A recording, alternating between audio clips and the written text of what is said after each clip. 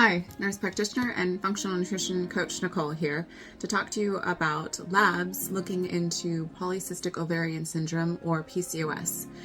Now, as always, these videos are for information purposes only, not meant to diagnose or treat any one person.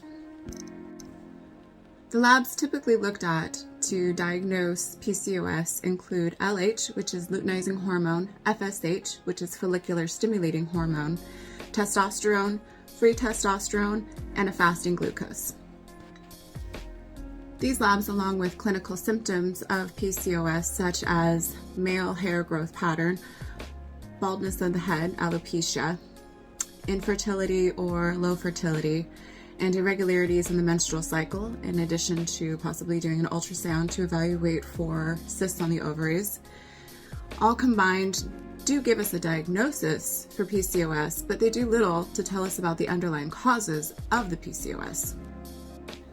We also need to take a look at some other lab markers, such as CRP, which is a C-reactive protein, compared to the albumin ratio. That can tell us about the inflammatory process that's going on. We take a look at oxidative stress, looking at the glutathione pathway, measuring the GSH, which is the reduced glutathione form, to the oxidated glutathione, which is GSSG. That ratio can tell us a lot. And also looking at gut dysbiosis. What are the GI symptoms? Have we even looked at a Bristol stool chart to see where the patient's at? And we're back to the diet. So a highly processed diet, low in nutrients, endocrine disrupting pesticides, all of these will lead to dysbiosis, micronutrient depletion, inflammation, and increased oxidative damage. And unfortunately, the ovaries are very sensitive to this. This can lead to PCOS.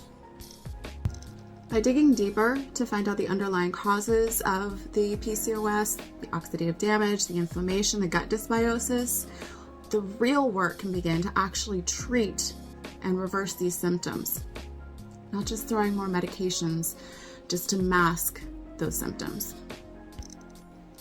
Be your own advocate and take charge of your health.